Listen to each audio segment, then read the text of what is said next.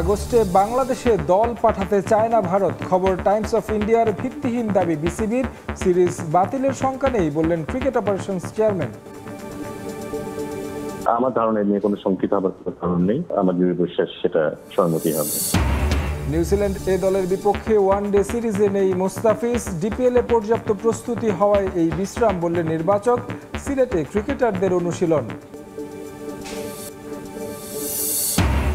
Passport করতে টরন্টোর বাংলাদেশি কনসুলেটে সমিত সোম, দ্রুতই সময়ের মধ্যে হাতে পাওয়ার প্রত্যাশা। আসছে সপ্তাহেই ছাড়পত্রের জন্য ফিফায় আবেদন।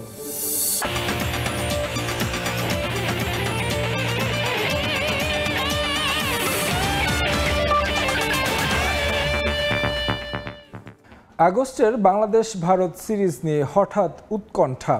রোহিত কোহলিদের ঢাকায় পাঠাতে চায় না বিসিসিআই, এমন খবর প্রকাশ করেছে টাইমস অফ ইন্ডিয়া। তবে ভারতীয় গণমাধ্যমের দাবি ভিত্তিহীন দাবি বিসিবির। বোর্ডের cricket operations chairman Nazmul Abedin Fahim জানিয়েছেন, বিসিসিআইয়ের সঙ্গে যোগাযোগ রয়েছে বিসিবির।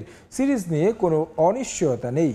পেহেলগাম হামলার জেরে ভারত পাকিস্তান ক্রিকেটীয় সম্পর্কে নতুন করে ফাটল ধরেছে। দ্বিপাক্ষিক সিরিজ তো দূরের কথা, আইসিসি ইভেন্টেও মুখোমুখি হতে চায় না দুদেশ। বাংলাদেশের সঙ্গে পেহেলগামের মতো ইস্যু না থাকলেও হুট করে বাংলাদেশ ভারত ক্রিকেটীয় সম্পর্ক নিয়ে গুঞ্জন। প্রতিবেশী দেশ হলেও বাংলাদেশে সিরিজ খেলতে দল পাঠাতে কেন যেন সব সময় গড়িমসি ভারতের। সবশেষ 2022 সালে এখানে সিরিজ খেলেছিল টিম ইন্ডিয়া। বছর তিনেক পর আবারও বায়োল্যাটারাল সিরিজের জন্য এবছরই ঢাকায় পা রাখার কথা তাদের। আগস্টে হোয়াইট বল সিরিজ খেলার কথা রোহিত কোহলিদের, যেখানে রয়েছে 3টি করে ওয়ানডে ও টি20।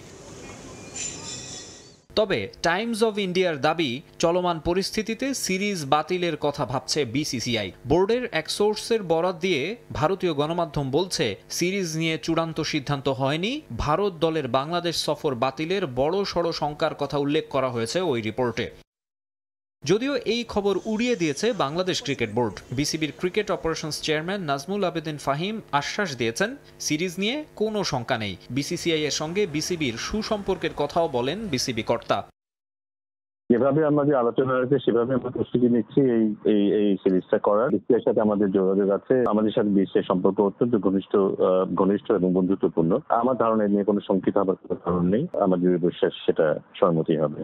দক্ষিণ এশিয়ার দেশগুলোর বর্ডারে হঠাৎ করে তৈরি হওয়া উত্তেজনার মাঝে টাইমস অব ইন্ডিয়ার এমন খবর উদ্বেগজনক। ধারণা করা হচ্ছে, অবসরপ্রাপ্ত মেজর জেনারেল ALM ফজলুর রহমানের এক ভাইরাল ফেসবুক পোস্টের জের ধরেই এমন খবর প্রকাশ করেছে ভারতীয় গণমাধ্যম। যদিও বিসিবি পরিচালকের বিশ্বাস, এসবের প্রভাব পড়বে না ক্রিকেটে। মাকসুম আলম খান, সময় সংবাদ, ঢাকা। সদ্য সমাপ্ত জিম্বাবুয়ে সিরিজ দিয়ে 4 বছরের গেরো খোলায় এবার শতককে অভ্যাসে পরিণত করতে চান টাইগার ওপেনার সাদমান ইসলাম অনিক।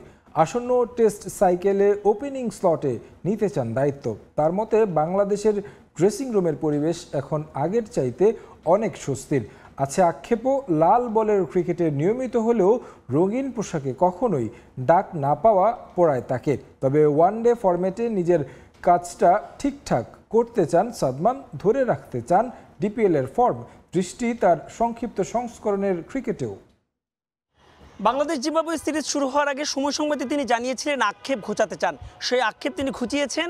বাংলাদেশি ওপেনার হিসেবে 28 মাস 12 দিন পর আভিজাত্যের ক্রিকেটে পেয়েছেন শতকের দেখা। আর নিজের ক্যারিয়ারে 4 বছর পর কথা বলবো সাদমান ইসলাম অনিকের সঙ্গে। সাদমান, স্বাগত আপনাকে, ধন্যবাদ সময় দেওয়ার জন্য। এই শতকটা নিশ্চয়ই আপনার জন্য স্পেশাল। পাকিস্তানও আমরা দেখেছিলাম একটা নার্ভাস 90 ছিল। না, তা তো অবশ্যই স্পেশাল। মানে শতক তো সবসময় স্পেশাল হয়ে থাকে। অনেকদিন পরে এই সেঞ্চুরিটা দেখা ছিল খুব, এবার সামনে অনেকগুলো প্রিমিয়ার লিগে ম্যাচও খেলা হয়েছে, যার কারণে আপনার কনফিডেন্সটাও ভালো ছিল আর প্র্যাকটিসটাও খুব ভালো হয়েছে, যার কারণে এখানে হয়তো বা ভালো একটা রেজাল্ট। জিম্বাবুয়ের সঙ্গে নিশ্চয়ই প্রত্যাশিত সিরিজ হয়নি, আমরা সিরিজ জয়ের আশাই করেছিলাম। প্রথম টেস্টটাই একটু নিশ্চয়ই আপনাদের ব্যাকফুটে ঠেলে দিয়েছিল, সেখান থেকে ঘুরে আসাটা আসলে কতখানি টাফ ছিল? প্রথম ম্যাচটা হারার পরে নিজেরা খুব কনফিডেন্ট ছিলাম যে আমরা ভালোভাবে কামব্যাক করবো, তো ওইভাবেই আমরা প্রস্তুতি নিচ্ছিলাম। তো লাস্ট ম্যাচটা আলহামদুলিল্লাহ আমাদের টিম ওয়াইজ বা আমরা খুব ভালো টিম হয়ে একটা টিম গেম খেলছি। প্রথম 2 টেস্ট সাইকেলে আমরা একেবারে নবম হয়ে শেষ করেছিলাম। গেল টেস্ট সাইকেলে আমাদের উন্নতি হয়েছে, আমরা সপ্তম হয়ে শেষ করেছি। এবার টেস্ট সাইকেল শুরু হওয়ার আগে নিশ্চয়ই একটা মাইন্ড সেট আপ রয়েছে এবং ওপেনার যেহেতু আপনি টাচেও রয়েছেন। লাস্ট ইয়ার আমাদের খুব ভালো একটা ফ্লো ছিল, তো আশা করব যে এইবারও আমরা টিম ওয়াইজ খুব ভালো, আলহামদুলিল্লাহ। ইনশাল্লাহ নেক্সট স্টেজ আমরা যে সিরিজগুলো বা ম্যাচগুলো হবে ইনশাল্লাহ চেষ্টা করবো খুব ভালোভাবে উইন করা যায়। আমরা দেখেছি গেল টেস্ট সাইকেলে আমরা ঘরের মাঠের চাইতে অ্যাওয়ে সিরিজগুলো খুব ভালো খেলেছি, মানে এর কি আসলে স্পেসিফিক কোনো কারণ আপনার কাছে মনে হয়? না, এমন কোনো স্পেসিফিক আমার কাছে মনে হয় না। তো আমরা অ্যাজ এ টিম আমরা হয়তোবা দেশে হয়তোবা আমাদের লাক ফেভার করেনি লাস্ট কিছু ম্যাচ, বা দেশের বাইরেও আমরা ভালো ক্রিকেট খেলছি বা টিম হয়েও খুব ভালো ক্রিকেট খেলছি। সাদমানকে তো সবাই আসলে টেস্ট ক্রিকেটারের তকমাই দেয়, বাংলাদেশের প্রেক্ষাপটে শুধু একজন টেস্ট ক্রিকেটার, এই তকমাটা কতটুকু আসলে নেতিবাচক? না, এটা অবশ্যই, কারণ আমি আন্ডার-19 খেলার পর থেকে এখন পর্যন্ত কোনো এই টিমেরও মানে হোয়াইট বল আমার খেলা হয়নি। তো হয়তোবা আগে আমি প্রিমিয়ার লিগে রান করলেও আমাকে নিয়ে চিন্তা ভাবনা করতো না। তো এখন আলহামদুলিল্লাহ সামনে লাস্ট যে আপনার প্রিমিয়ার লিগে ম্যাচটা খেলছি, তো চেষ্টা করছি কীভাবে নিজেকে প্রুভ করা যায়। তো সামনে অবশ্যই ইনশাল্লাহ যদি মনে করেন বা আমি যদি ভালো খেলতে পারি তো অবশ্যই সুযোগ আসবে। আপনারা যারা এখন বাংলাদেশকে লিড দিচ্ছেন, ড্রেসিং রুমের কি অবস্থা? মানে একটা সময় পর্যন্ত ড্রেসিং রুমের অনেক আবহাওয়া নেতিবাচক খবর বলতো। ড্রেসিং রুম তো আলহামদুলিল্লাহ খুবই ভালো। এখন যে আমাদের টিমমেটস, আমি সবসময় আমাদের ড্রেসিং রুমটা আমার খুব মানে এনজয় করি। টিম ওয়াইজ আমরা যখন মিটিং করি বা সবসময় চেষ্টা করি যে কীভাবে টিমকে সামনে রাখা যায়, আর আমার সিনিয়ররাও খুব হেল্প করে এতে। সামনে শ্রীলঙ্কা সিরিজটা আসলে আমাদের জন্য কতখানি চ্যালেঞ্জিং হবে? প্রথমত অ্যাওয়ে ট্যুর, তারপর আবার টেস্ট সাইকেল শুরু হচ্ছে। চেষ্টা থাকবে ওদের সাথে যাতে আমরা ভালো ক্রিকেট খেলতে পারি, আর আমরা টিম ওয়াইজ খুবই ভালো টিম এখন আলহামদুলিল্লাহ। ইনশাআল্লাহ খুব তাড়াতাড়ি ভালো একটা রেজাল্ট পাই। আমরা পাকিস্তানে খুব ভালো ক্রিকেট খেলছি, তো ইচ্ছা থাকবে আমরা যাতে সেম ক্রিকেটটা আমরা শ্রীলঙ্কাতে খেলতে পারি, যাতে ভালো একটা রেজাল্ট আসতে পারে। অনেক অনেক ধন্যবাদ আপনাকে। কথা বলছিলাম সাদমান ইসলাম অনেকের সঙ্গে, এবং তিনি একটা কথা বলছেন, শুধুমাত্র টেস্ট ক্রিকেটারের তকমা তিনি গায়ে রাগাতে চান না, রঙিন বলের পাশাপাশি খেলতে চান রঙিন পোশাকের ক্রিকেটও। এছাড়াও শ্রীলঙ্কার বিপক্ষে সিরিজ নিয়েও আশাবাদী সাদমান, আশাবাদী আসন্ন টেস্ট সাইকেল নিয়েও। মাহবুব রিমন, সময় সংবাদ, ঢাকা।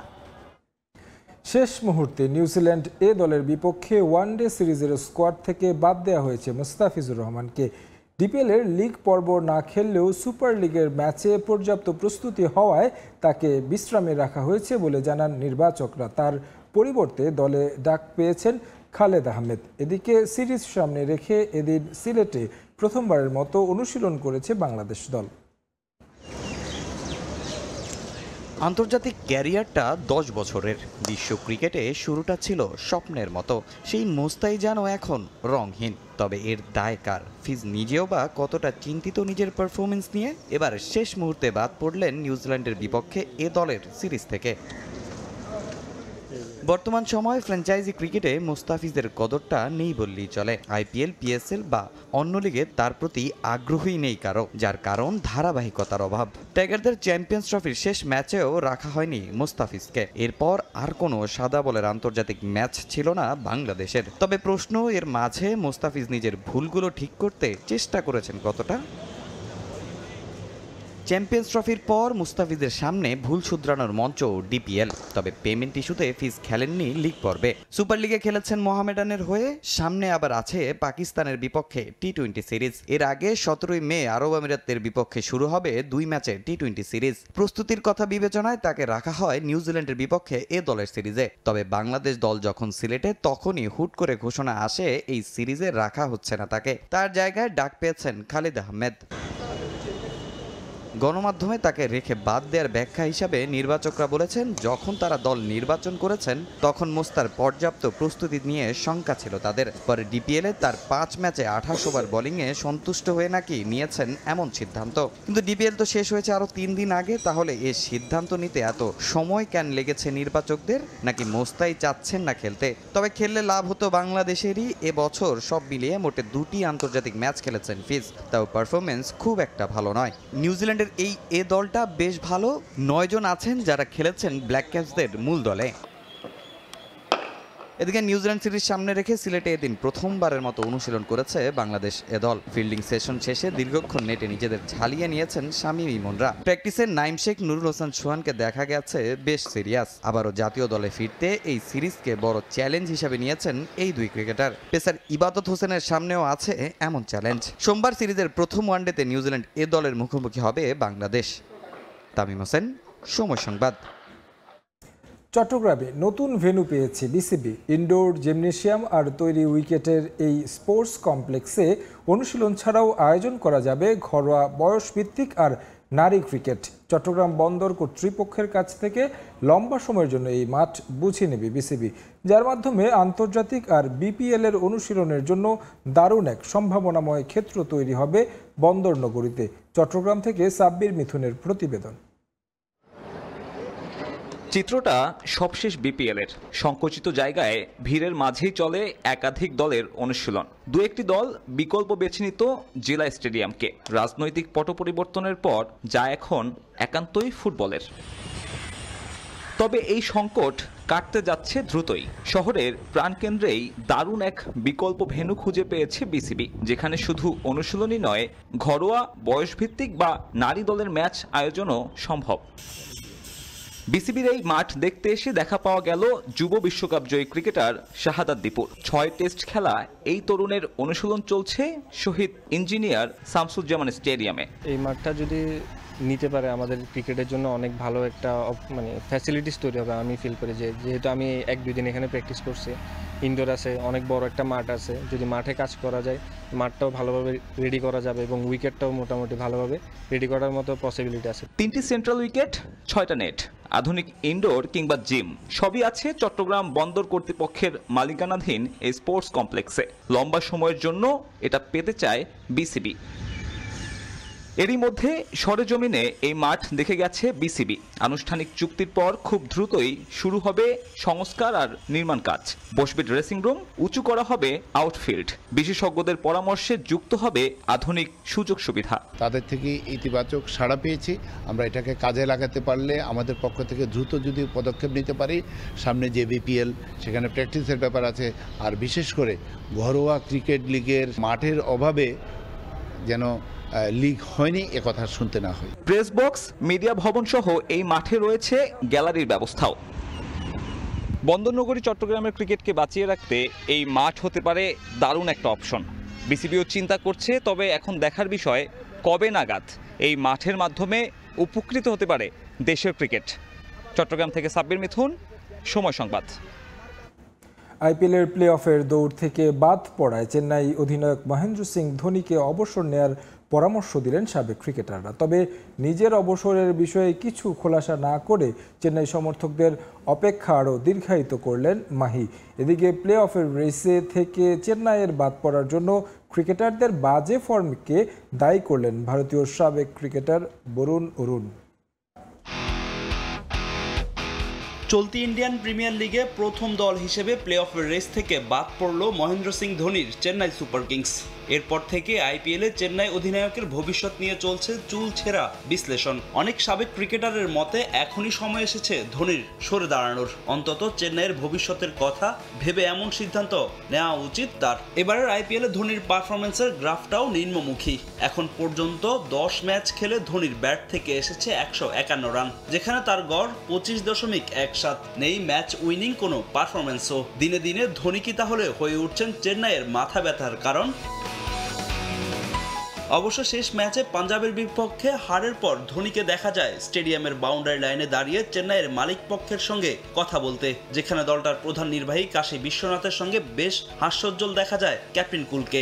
তাতে অনেক সমর্থক ধরেই নিয়েছেন হয়তো 2026 সালের আইপিএলেও চেন্নাইয়ের জার্সিতে খেলতে যাচ্ছেন ধোনি। তবে তা অনেকটা নির্ভর করছে 43 বছর বয়সী এই ক্রিকেটারের উপর। বয়সের ভারে ব্যাটিংটা ঠিকঠাক না করতে পারলেও স্ট্যাম্পের পেছনে দারুণ কার্যকরী এই ক্রিকেটার। তাই নিজের অবসর নিয়ে এখনো কিছু খোলাসা করেননি কারিশমাটিক এই অধিনায়ক। অবশ্য চলতি আইপিএলে চেন্নাইয়ের বাজে পারফরমেন্সের জন্য ধোনির অফ ফর্ম কিংবা অধিনায়কত্বকে দায় দিতে চান না ভারতের সাবেক ক্রিকেটার বরুণ অ্যারন। তার মতে বোলার ও মিডল অর্ডার ব্যাটারদের বাজে পারফরমেন্সের খেসারত দিতে হচ্ছে চেন্নাইকে। গত 18 বছর ধরে চেন্নাই ধোনির উপর নির্ভর করছে। আপনি এভাবে একজন ক্রিকেটারের উপর নির্ভর করতে পারেন না। মিডল অর্ডার ব্যাটাররা ফর্মে নেই, তার সঙ্গে বোলাররাও বাজে খেলছে। এমনভাবে খেললে চ্যাম্পিয়ন হওয়া যায় না। 2008 সাল থেকে ফ্র্যাঞ্চাইজি লিগ আইপিএল খেলছেন ধোনি। চেন্নাই সুপার কিংসের অধিনায়ক হিসেবে জিতেছেন রেকর্ড 5টা শিরোপা। ফাহিম ইসলাম, সময় সংবাদ। বাংলাদেশি পাসপোর্ট পেতে বায়োমেট্রিক দিলেন সমিত সোম। কানাডার টরন্টোতে বাংলাদেশি কনসুলেটে গিয়ে এই কার্যক্রম শেষ করেন বাংলাদেশি বংশোদ্ভূত কানাডিয়ান ফুটবলার। ফিফার ছাড়পত্র পেতে সমিত সোমের দরকার বাংলাদেশি পাসপোর্ট। ক্যালগারি থেকে টরন্টো এসে গুরুত্বপূর্ণ এই কাজ সারেন তিনি। এর আগে প্রথম ধাপে তৈরি করা হয় তার বাংলাদেশি জন্ম নিবন্ধন।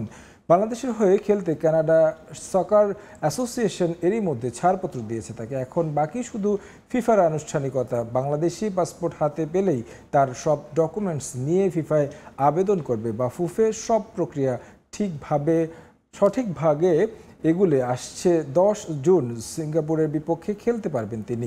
তবে এজন্য 10 মে এএফসি পোর্টালে প্রাথমিকভাবে তার নাম নিবন্ধন করতে হবে ফুটবল ফেডারেশনের।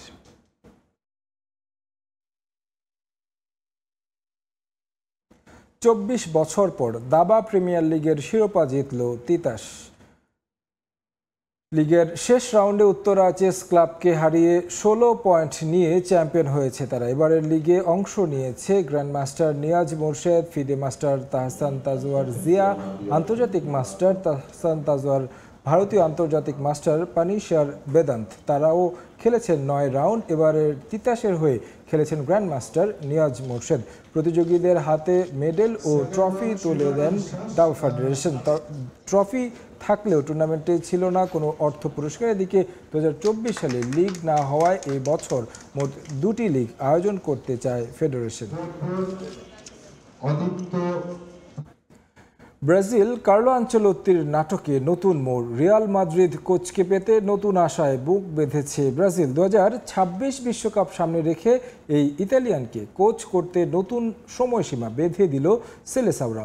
আগামী 25 মে লা লিগা শেষ হওয়া পর্যন্ত তার জন্য অপেক্ষা করবে সিবিএফ। অ্যাঞ্চেলোত্তি ও ব্রাজিল নাটকে নতুন মোড়। এ যেন শেষ হইয়াও হইল না শেষ। ব্রাজিল ফুটবল কনফেডারেশনের সঙ্গে মৌখিক সম্মতি, এরপর হঠাৎ করেই ইউটার্ন। গেল কদিন ধরেই এ নিয়ে উত্তাল ফুটবল দুনিয়া। তবে রিয়াল সভাপতি ফ্লোরেন্তিনো পেরেজের কারণে কদিন আগেই ভেস্তে যায় অ্যাঞ্চেলোত্তির ব্রাজিলের কোচ হওয়ার সম্ভাবনা। কারণটা বড় অঙ্কের আর্থিক ক্ষতি। এই মুহূর্তে নিজে থেকে ক্লাব ছাড়লে 2026 সালের জুন পর্যন্ত চুক্তির যে অর্থ দেওয়ার কথা ছিল অ্যাঞ্চেলোত্তিকে, তা তো দেয়া হবেই না, সঙ্গে কোনো এক্সিট ফিও দেয়া হবে না বলে সাফ জানিয়ে দেন পেরেজ। সেই চাপেই ব্রাজিলের কোচ হওয়ার পথ থেকে উল্টো পথে হাঁটেন অ্যাঞ্চেলোত্তি। সবাই ধরেই নিয়েছিল এবার হয়তো শেষ হচ্ছে কোচ নিয়ে দীর্ঘদিন ধরে চলা এই আলোচনা। তবে তা আর হলো কই। অনেকদিন ধরেই সাফল্যের দেখা নেই ব্রাজিল জাতীয় ফুটবল দলের।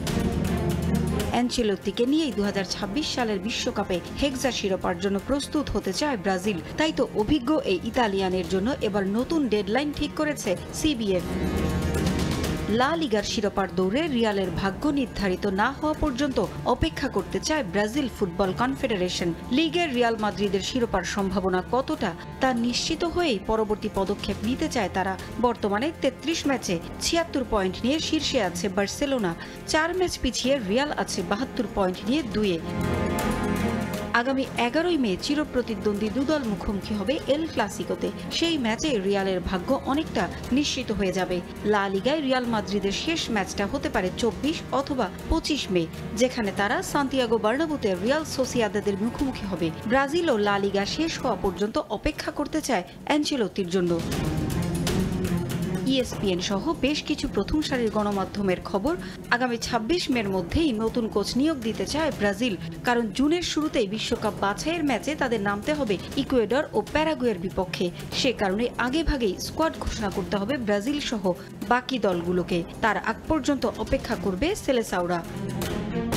আগামী কয়েকদিনের মধ্যে পরিস্থিতি পর্যালোচনা করতে রিয়াল সভাপতি পেরেজ ও অ্যাঞ্চেলোত্তির মধ্যে আলোচনা হওয়ার কথা রয়েছে। রিয়াল যদি শিরোপা জিততে না পারে তবে তাকে বরখাস্ত করতে পারেন পেরেজ। চুক্তির মেয়াদ বাকি থাকতেই কোনো কোচকে বরখাস্ত করলে রিয়াল তাকে ক্ষতিপূরণ দেয়। আবার দুই পক্ষের সমঝোতায় বেতনের কিছু অংশ কেটে ছেড়ে দেওয়া হতে পারে তাকে।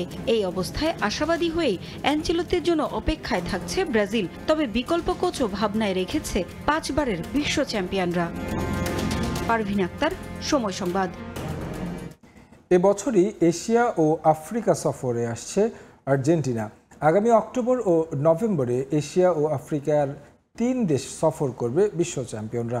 খেলবে 4 ম্যাচ। দলটির সফর সূচিতে রয়েছে চীন, অ্যাঙ্গোলা ও কাতার। দলের সঙ্গে সফরে থাকবেন লিওনেল মেসিও।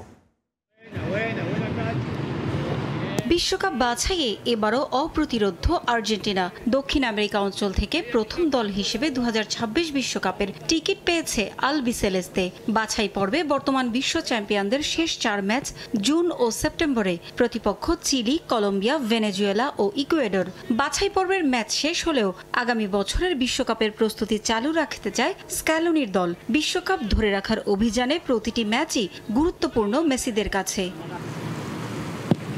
তাই ফিফা উইন্ডোতে প্রীতি ম্যাচগুলোর প্রতিপক্ষ ঠিক করে রাখার কাজ আগেভাগেই সেরে রাখছে Argentina football association. Back to back শিরোপা ধরে রাখার মিশনে যত সম্ভব ম্যাচ খেলার চেষ্টা করে যেতে চায় আলবিসেলেস্তে। এজন্য এবছরই এশিয়া ও আফ্রিকা সফরে আসছে আর্জেন্টিনা। অক্টোবরে ফিফা উইন্ডোতে চীন সফরে আসবে আর্জেন্টিনা। আয়োজক চীন সহ আরও একটি দেশের সঙ্গে ম্যাচ খেলার কথা রয়েছে তাদের। তবে এখনও চূড়ান্ত হয়নি প্রতিপক্ষ অন্য দলের নাম। এরপর নভেম্বরে আফ্রিকার দেশ অ্যাঙ্গোলার বিপক্ষে একটি প্রীতি ম্যাচ খেলবে আর্জেন্টিনা। 11 নভেম্বর অ্যাঙ্গোলার 50 বছর পূর্তি উপলক্ষে আয়োজন করা হবে এই ম্যাচ। চমৎকার এই আয়োজনের জন্য কদিন আগে আর্জেন্টিনা ফুটবল অ্যাসোসিয়েশন সভাপতি ক্লদিও তাপিয়া ও অ্যাঙ্গোলা ফুটবল ফেডারেশনের সভাপতি ফার্নান্দো আলভেস সিমোয়েসের মধ্যে একটি সভা হয়েছে। সেখানেই এই ম্যাচের বিষয়ে চূড়ান্ত সিদ্ধান্ত হয়। দুই ফেডারেশনের পক্ষ থেকে জানানো হয়েছে তাপিয়া ও সিমোয়েসের মধ্যে আলোচনা ইতিবাচক হয়েছে। আগামী 11 নভেম্বর স্বাধীনতার 50 বছর পূর্তি উৎসব করবে অ্যাঙ্গোলা। সেদিনই নিজেদের মাঠে আর্জেন্টিনার সঙ্গে খেলতে চায় তারা। তাতে সম্মতি জানিয়েছে বিশ্ব চ্যাম্পিয়নরা। আর্জেন্টিনা দলের সঙ্গে মেসি ও অ্যাঙ্গোলা সফরে যাবেন। গণমাধ্যমের খবর, সভা চলাকালে মেসি নিজেও নাকি তাপিয়ার সঙ্গে ফোনে কথা বলে 2006 সালে অ্যাঙ্গোলার বিপক্ষে খেলা একটি ম্যাচের স্মৃতিচারণ করেছেন। অ্যাঙ্গোলার বিপক্ষে ম্যাচ শেষে আর্জেন্টিনা যাবে কাতারে। সেখানে একটি ম্যাচ খেলবে তারা। তবে এখনও ঠিক হয়নি প্রতিপক্ষ। 2022 সালে এই কাতারে দীর্ঘ প্রতীক্ষার পর আরাধ্য বিশ্বকাপ জয় করেছিলেন লিওনেল মেসি। আরও একবার তার হাত ধরেই 2026 সালে স্বপ্ন ছুঁতে চায় আর্জেন্টিনা। পারভিন আক্তার, সময় সংবাদ। 17 বছর বয়সে লামিন ইয়ামাল যেভাবে পারফর্ম করছে তা অবিশ্বাস্য। কিংবদন্তিদের তালিকায় থাকতে হলে পরিশ্রমের ধারাবাহিকতা থাকতে হবে, এমনটা মনে করেন বার্সেলোনা কোচ হ্যান্সি ফ্লিক। লম্বা একটা সময় মেসি, রোনালদোর তুলনায় পার করেছেন ফুটবল ভক্তরা। দুই কিংবদন্তির ক্যারিয়ার এখন গোধূলি লগ্নে। তাদের পরবর্তী কারা হবেন ফুটবলের শীর্ষ তারকা, সে হিসেবেও কষতে শুরু করেছেন ভক্তরা। নেইমারের ক্যারিয়ার অনেকটাই ফিকে। এমবাপ্পে, ভিনিসিয়াসদের নিয়ে আলোচনা তুঙ্গে। তবে নতুন করে আলো ছড়িয়েছেন স্প্যানিশ সেন্সেশন লামিন ইয়ামাল। মূলত তার বয়স আর প্লেয়িং স্টাইলের কারণে তাকে নিয়েই স্বপ্নবাজ ফুটবল প্রেমীরা। 17 বছর বয়সে জিতেছেন ইউরো চ্যাম্পিয়নশিপ, হয়েছেন সেরা উদীয়মান ফুটবলার। চোখ ধাঁধানো গোলে মন কেড়েছেন ফুটবল বোদ্ধাদের। পায়ের জাদু থেমে নেই। ক্লাব ফুটবলে বার্সেলোনার হয়ে এখন পর্যন্ত জিতেছেন লা লিগা, কোপা দেল রে ও সুপার কাপ। আরও একটা লিগ পকেটেই পুরে রেখেছেন। তবে এই ফুটবলার আলোচনায় চ্যাম্পিয়ন্স লিগে ইন্টার মিলানের বিপক্ষে দুর্দান্ত গোল করে, যদিও তার দল 3-3 গোলে ড্র করেছে। তবে গোল করা আর গোল করানোর ধরনে অনেকেই তাকে তুলনা করছেন মেসি, রোনালদোদের সঙ্গে। তবে স্প্যানিশ গণমাধ্যম মুন্দো দেপোর্তিভো বলছে ইয়ামালের অর্জনের দিক থেকে তুলনা করলে চলে শুধু ব্রাজিলিয়ান কিংবদন্তি পেলের সঙ্গে। বার্সার হয়ে এ পর্যন্ত 100 ম্যাচে 22 গোল করার পাশাপাশি 33টি গোল করিয়েছেন ইয়ামাল, যেখানে তার ধারে কাছেও নেই মেসি, রোনালদো। এমনকি আর্জেন্টিনাকে 1986 বিশ্বকাপ জেতানো ম্যারাডোনাও তার পেছনে। বার্সা কোচ হ্যান্সি ফ্লিক অবশ্য খুশি ইয়ামালকে তার দলে পেয়ে। এই স্প্যানিশের ভবিষ্যৎ নিয়ে এখনই খুব বেশি কিছু বলতে চান না তিনি, তবে বড় তারকাদের স্তরে যাওয়ার জন্য দিলেন পরামর্শ। যখন আপনি মেসি, রোনালদোর স্তরে যেতে চাইবেন তখন আপনাকে ধৈর্য ধারণ করতে হবে। ইয়ামাল তাদের স্তরে যেতে পারবেন কিনা সেটা সময় বলে দিবে। আমরা সত্যি খুশি যে সে আমাদের সঙ্গে খেলছে। 17 বছর বয়সে তাকে এই স্তরে দেখা অবিশ্বাস্য। এই স্তরে থাকতে হলে তাকে নিয়মিত কঠোর পরিশ্রম করে যেতে হবে। সম্ভবত আরো ভালো হতেও পারে। আমি মনে করি এটি সে চায়। মেসি পরবর্তী যুগে বাঁ পায়ের জাদুতে ফুটবল দুনিয়া মাতিয়ে রাখুক ইয়ামাল, সেটাই প্রত্যাশা সবার। তারেক হাসান শিমুল, সময় সংবাদ। ক্লাব বিশ্বকাপের পরই রিয়াল মাদ্রিদের সঙ্গে যাত্রা শেষ হতে যাচ্ছে ক্রোয়েশিয়ান লেজেন্ড লুকা মদ্রিচের। আগামী 30 জুন পর্যন্ত চুক্তির মেয়াদ থাকলেও ক্লাব ওয়ার্ল্ড কাপের শেষ দিন অর্থাৎ 13 জুলাই পর্যন্ত মেয়াদ বাড়িয়েছে ক্লাব কর্তৃপক্ষ। 2 সপ্তাহের জন্য বর্ধিত এই চুক্তিতে আগামী 25 মে থেকে 18 জুনের মধ্যে চুক্তিটি স্বাক্ষর করবেন এই ক্রোয়েশিয়ান মিডফিল্ডার। এদিকে ক্লাব বিশ্বকাপের জন্য 2 সপ্তাহের চুক্তি বাড়ানো হয়েছে আরেক অভিজ্ঞ লুকাস ভাস্কুয়েজের সঙ্গেও। একটা অস্বস্তিকর অবস্থার মধ্য দিয়ে যাচ্ছে স্প্যানিশ ক্লাব রিয়াল মাদ্রিদ। চলতি মৌসুমে এক করে সব শিরোপা হারানোর পথে লস ব্লাঙ্কোস। শিরোপার দৌড়ে লা লিগায় বার্সেলোনার থেকে বেশ পিছিয়ে তারা। কাতালানদের কাছে সম্প্রতি কোপা দেল রের শিরোপাও খুঁইয়েছে মাদ্রিদিস্তারা। কপাল পুড়েছে চ্যাম্পিয়ন্স লিগেও। দলের যাচ্ছে তাই অবস্থার মধ্যে কোচ কার্লো অ্যাঞ্চেলোত্তিও আছেন চাকরি হারানোর শঙ্কায়। এর মধ্যেই নতুন টার্গেট সেট করেছে রিয়াল মাদ্রিদ। ইউরোপের সফলতম ক্লাবটির চোখ এবার ক্লাব বিশ্বকাপের শিরোপার দিকে। যে কোনো মূল্যে এই ট্রফিটা জিততে মুখিয়ে তারা। সেজন্য কতই না আয়োজন লস ব্লাঙ্কোদের। গুঞ্জন আছে ক্লাব ওয়ার্ল্ড কাপ পর্যন্ত অ্যাঞ্চেলোত্তিকে রাখতে চায় রিয়াল কর্তৃপক্ষ।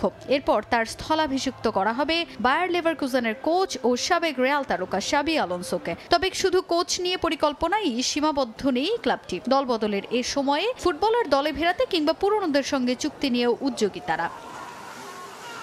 রিয়াল মাদ্রিদের বিগ মিশনের আগে দলের সবচেয়ে বড় তারকাদের একজনকে নিয়ে নতুন করে ভাবছে তারা। চলতি মৌসুমের শুরু থেকেই গুঞ্জন এই মৌসুম শেষে আর রিয়ালে থাকছেন না লুকা মদ্রিচ। এবার নতুন খবর ইউরোপিয়ান গণমাধ্যমে। আগামী 30 জুন পর্যন্ত রিয়ালের সঙ্গে চুক্তির মেয়াদ এই ক্রোয়েশিয়ান ফুটবলারের। তবে ক্লাব বিশ্বকাপ সামনে রেখে তার সঙ্গে চুক্তির মেয়াদ বাড়িয়েছে ক্লাবটি। ফিফা ক্লাব ওয়ার্ল্ড কাপ মাঠে গড়াতে যাচ্ছে আগামী 15 জুন থেকে 13 জুলাই পর্যন্ত। সেই মিশন সামনে রেখে আগামী 13 জুলাই পর্যন্ত স্বল্প মেয়াদী একটি চুক্তি করেছে লুকা মদ্রিচের সঙ্গে। 2 সপ্তাহের জন্য বাড়ানো এই চুক্তিতে বেতন বা চুক্তির শর্তাবলীতে কোনো পরিবর্তন নেই বলেই খবর প্রকাশ করেছে ইউরোপিয়ান গণমাধ্যমগুলো। লা লিগার শেষ ম্যাচের দিন এবং ক্লাব বিশ্বকাপ শুরুর মধ্যবর্তী সময়ে অর্থাৎ 25 মে থেকে 18 জুনের মধ্যে চুক্তিটি স্বাক্ষর করার কথা রয়েছে লুকা মদ্রিচের। এরপরেই শেষ হতে চলেছে রিয়ালের সঙ্গে তার 13 বছরের ক্যারিয়ার। বর্ণাঢ্য এই ক্যারিয়ারে তিনি ক্লাবের হয়ে জিতেছেন 28টি শিরোপা। এদিকে শুধু লুকা মদ্রিচের সঙ্গেই নয়, আরেক অভিজ্ঞ ক্যাম্পেইনার লুকাস ভাস্কুয়েজের সঙ্গেও 2 সপ্তাহের জন্য চুক্তির মেয়াদ বাড়াতে যাচ্ছে লস ব্লাঙ্কোস। 13 জুলাইয়ের পর ফ্রি এজেন্ট হয়ে যাবেন তিনিও। এরপর অন্য ক্লাবেই হতে যাচ্ছে তার নতুন ঠিকানা। তাজিন খন্দকার, সময় সংবাদ। আবারও ক্রিকেট প্রসঙ্গ। আনুষ্ঠানিকভাবে চূড়ান্ত হলো বাংলাদেশের সংযুক্ত আরব আমিরাতের বিপক্ষে টি-20 সিরিজের দিনক্ষণ। শারজা ক্রিকেট স্টেডিয়ামে ম্যাচ দুটি হবে 17 আর 19 মে। সব ঠিক থাকলে 14 মে দুবাইয়ের উদ্দেশ্যে দেশ ছাড়বে টাইগাররা। মূলত পাকিস্তানের বিপক্ষে 5 ম্যাচের টি-20 সিরিজের আগে প্রস্তুতি হিসেবে এফটিপির বাইরে এই সিরিজ আয়োজন করেছে বিসিবি। গরমের কথা বিবেচনায় শারজাতে ম্যাচ দুটো মাঠে গড়াবে স্থানীয় সময় সন্ধ্যা 7টায়। সংযুক্ত আরব আমিরাতের বিপক্ষে এ পর্যন্ত 3টি টি-20 খেলে 100% জয় আছে বাংলাদেশের। সিরিজের শেষ 20 মে পাকিস্তানে যাবেন টাইগাররা। ফয়সালাবাদ আর লাহোরে ম্যাচগুলো মাঠে গড়াবে 25 মে থেকে 3রা জুন। এই 2 সিরিজের জন্য আগামী সোমবার থেকে মিরপুরে শুরু হবে বাংলাদেশ দলের অনুশীলন। রোমাঞ্চকর ও শ্বাসরুদ্ধকর ফাইনাল ম্যাচ দিয়ে পর্দা নামলো জাতীয় 10 বল পুল টুর্নামেন্টের। 2 ফাইনালিস্ট আল আমিন ও রাফি দারুণ খেলা উপহার দিয়েছেন। শুরু থেকেই 2 খেলোয়াড় সমান তালে লড়তে থাকেন। 8 পয়েন্ট পর্যন্ত কেউ কাউকে ছাড় দেয়নি। 9 দিনের আসরে অংশ নিয়েছিলেন 99 জন খেলোয়াড়। স্নোকার ও বিলিয়ার্ড ফেডারেশনের এই আয়োজনে সার্বিক সহযোগিতা ও পৃষ্ঠপোষকতায় ছিল হৃদয় ও উদয় মোটরস এবং এক মেছার। আসরে চ্যাম্পিয়ন 50,000 ও রানার্স আপ পেয়েছে 25,000 টাকা। আন্তর্জাতিক অঙ্গনে এই আসরের সেরা খেলোয়াড়দের সুযোগ দিতে ফেডারেশনের রয়েছে নানা পরিকল্পনা। অনূর্ধ্ব 15 বছর বয়সী কিশোর কিশোরীদের নিয়ে কুড়িগ্রামে অনুষ্ঠিত হচ্ছে মাসব্যাপী ফুটবল প্রশিক্ষণ কার্যক্রম। তারুণ্যের উৎসব থেকে বাছাইকৃতদের নিয়ে করা এই প্রশিক্ষণ ক্যাম্পের মাধ্যমে জাতীয় দলে ফুটবলার যোগান দেওয়ার লক্ষ্য প্রশিক্ষকদের। আর এখান থেকেই নিজেদের স্বপ্ন পূরণের পথে অনেকখানি এগিয়ে যাচ্ছেন বলে মত শিক্ষার্থীদের। কুড়িগ্রাম থেকে বাদশা সৈকতের প্রতিবেদন। ফুটবল নিয়ে মাঠে প্রশিক্ষণে ব্যস্ত একদল কিশোর কিশোরী। তাদের চোখে মুখে স্বপ্ন আকাশ ছোঁয়ার। জাতীয় কিংবা আন্তর্জাতিক পর্যায়ে ফুটবল খেলে সুনাম অর্জন করার লক্ষ্য তাদের। সে লক্ষ্য পূরণে প্রশিক্ষণ দিচ্ছেন ক্রীড়াঙ্গনের শিক্ষকরা।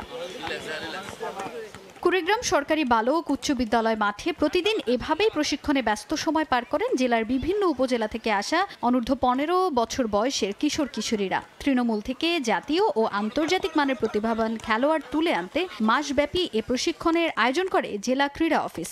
আর প্রশিক্ষণে অংশ নিয়ে নিজেদের স্বপ্ন পূরণের পথে এগিয়ে যাওয়ার প্রত্যাশা শিক্ষার্থীদের। আশা করি আগামীতে আরও ভালো প্রশিক্ষণ পেলে আমরা ন্যাশনাল টিমে জাতীয় দলে খেলার মতো যোগ্যতা অর্জন করব। আমরা এখানে ভালোভাবে ট্রেনিং দিয়ে যেন একজন ফুটবলার হতে পারি, এই কারণে আমরা মূল লক্ষ্য নিয়ে এখানে এসেছি। এখানে অনেক ভালোভাবে ট্রেনিং দেওয়া হয়। ইচ্ছা হলো যে একজন প্লেয়ার হয়ে জাতীয় পর্যায়ে খেলার, তারপরও অন্য দেশে খেলার জন্য একজন ভালো প্লেয়ার হব। আমরা প্রত্যন্ত অঞ্চল থেকে এই প্রশিক্ষণে এসেছি। আগামীতে সবাই আমাদের জন্য দোয়া করবেন, আমরা যেন একজন ভালো ফুটবল খেলোয়াড় হতে চাই।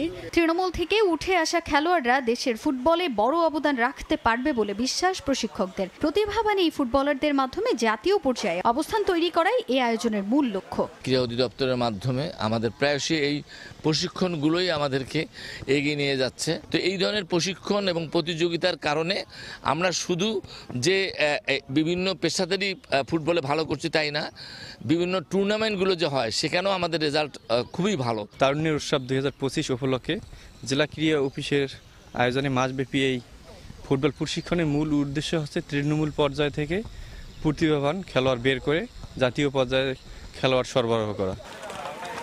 যুব ক্রীড়া মন্ত্রণালয়ের আওতায় তারুণ্যের উৎসব 2025 উপলক্ষে 35 জন কিশোর ও 25 জন কিশোরীকে নিয়ে মাসব্যাপী এই ফুটবল প্রশিক্ষণ শুরু হয় গেল 27 এপ্রিল। সময় সংবাদ, কুড়িগ্রাম।